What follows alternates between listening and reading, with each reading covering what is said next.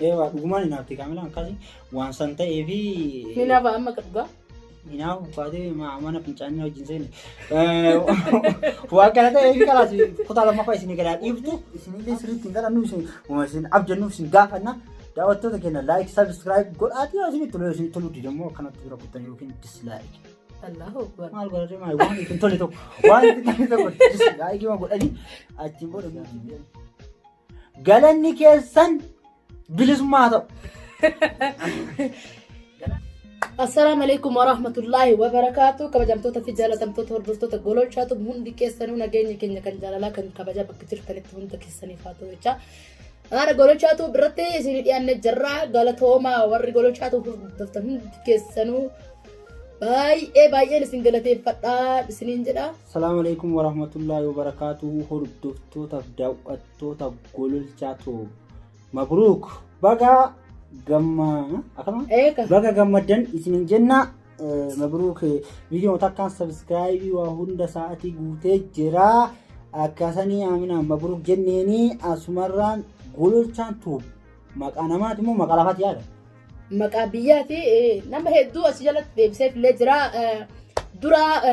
duraan dursee hordoftoonni gololchaatu hundi keessanuu galatoomaa isiniin jecha galata keessanillee hin daganne silaa guyyaa masanii dhufeetti hin galatoomaa isiniin jechuu qaba garuutu ammallee hin dabarree galatoomaa beekaa jetti anaanuu jenne anaa isa bira jiruunu galatoominaan hin jenne anaa viidiyoo keessatti argamee waraabameenuu isinii daawwattoota dhiisate yaa daawwattoota hin beekaa achitti dhufee galatooma isinii yaayyattamaa maal gootaa sodaa anaanuu hin jenne galatoomi. Mari sila re galak ada barang makun dalaga pire. Dua anak juga letih kata kau dah, dah otot tu nyuja dan ni juga. Mini? Ya dah wallah ya.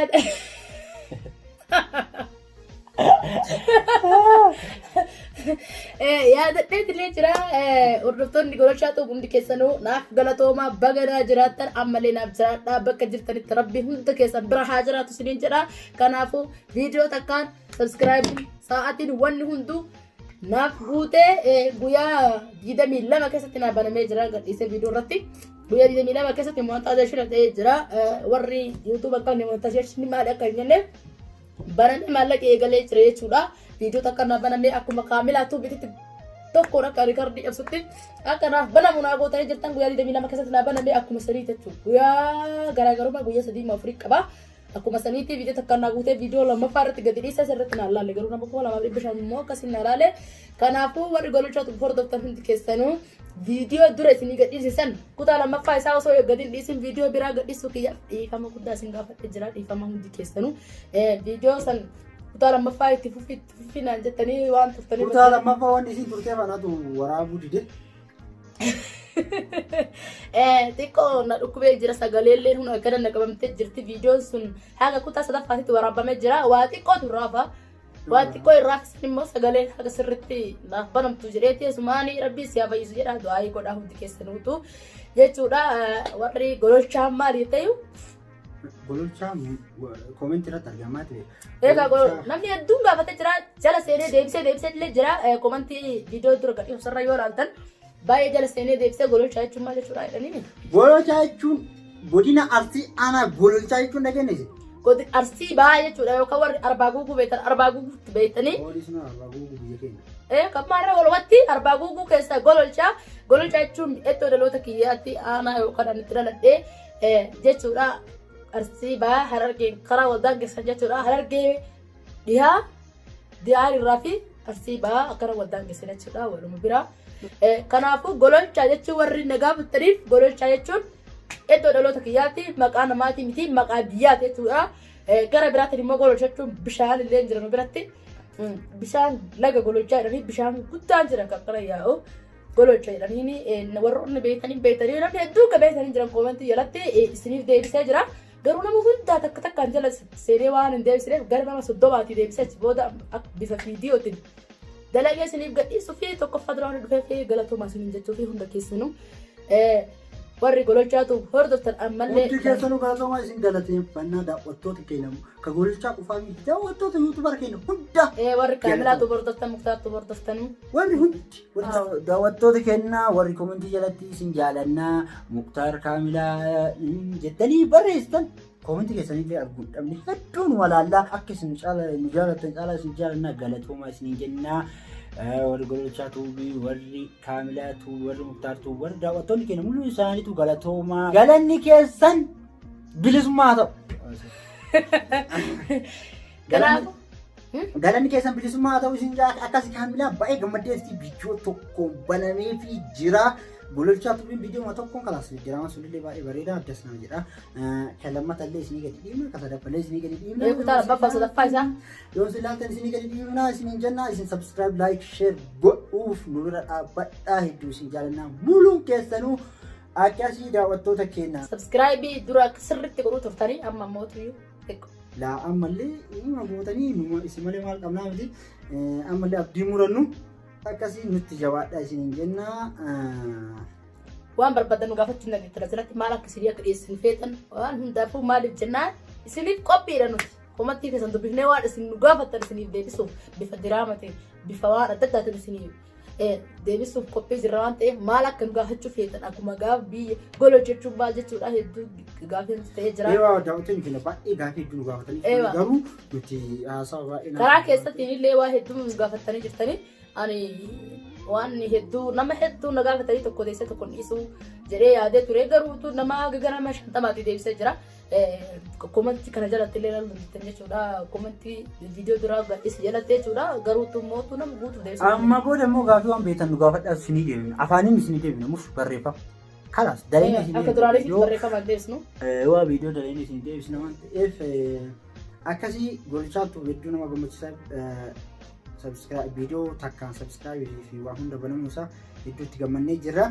Waan kana ta'eef isinillee akka itti nu gammaddan akka isin nu jaalattan sirriitti beekna. Daawwattoota keenya akkasiin wajjin dhaabbachuuf subscribe like share godha. Subscribe tuqaa waan diimtuu sana akkamatti gachi godhaatiin kafaltanii eegaa silkillee waa taatu irratti tuqaatii simboola qulfii sana irraa banaa akka wanni namni dalagu isin bira gootti. Wanni nu jala yoo isinitti tolee isin gammachiise laayikii gootan malee keessaa baay'inaa laayikii godhaadha. Laayikii maaliif jennaan akka nama hedduu bira gahu subscribe fi laayikiin intaasa viidiyoo subscribe immoo yoo gootan wanni nu asii waraabnee gadhiisnu takkuma isin bira gahaa jechuudha. Kanaaf akkasii subscribe like godhaa jennee isinitti illee boonne isinillee sirriitti hin galannu isin abjannu isin gaafanna. Daawwattoota keenya like subscribe godhaatii isinitti tolee isin toluu didammoo akkanatti bira kuttan yookiin dislike.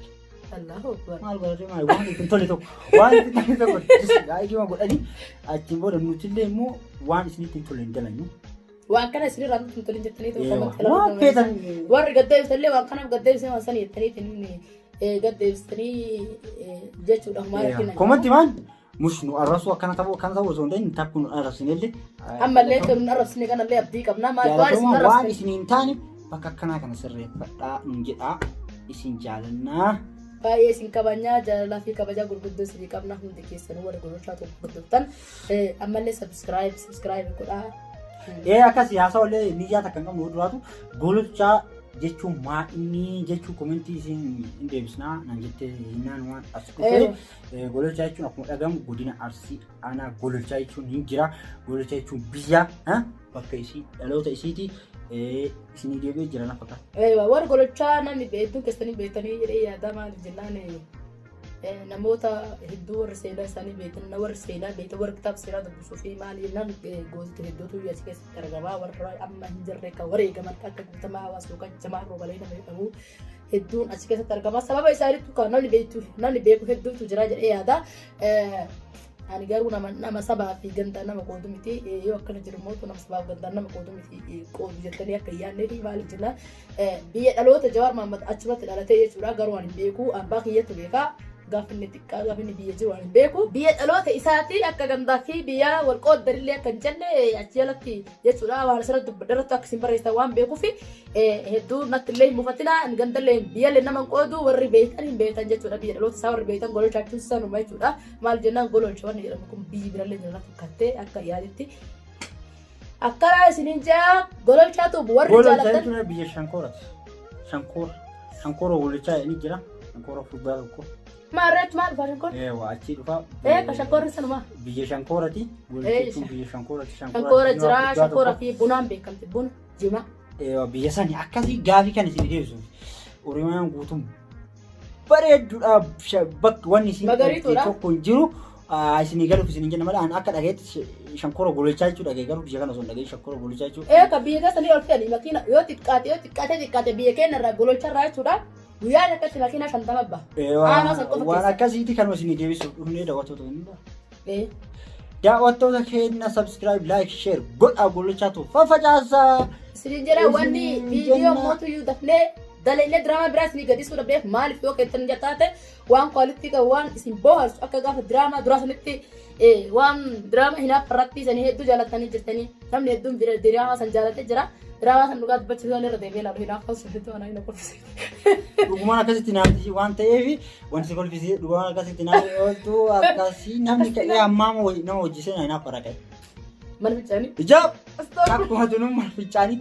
Namni hinaaf fara ka'ee mana fichaanii nama hojii seenu akka hinaaf fasan dhugaa dubbachuuf waan irra deebi'ee laalu na ajaa'ibaa bakka nama bohaarsaa waan akkasii kan nama bohaarsu waan akkasii kan nama bohaarsu jedhanii akka namni osoo laaluu akkanatti hirriba namatti fidu osoo hin ta'in waan osoo laattus bashannansiisu wayii waan yoo ati aartallee hawaasa si dagachiisu wayii. Dhugumaan hinaafti kaamilaan akkasii waan san ta'eefi. Hinaaf amma kan dhugaa. Hinaaf uffatee mana fincaanii wajjin seene. Waan kana ta'eefi kalaas kutaa lammaffaa isinii gadaa dhiiftu. Asumaan nagaa isinitti dhaabannaa. Assalaamu alaikum warahmatullaahi wabarakaatuhu. Hordoftoota fi jaallatamtoota gololchaatuu fi hundi keessanuu like subscribe godhaa.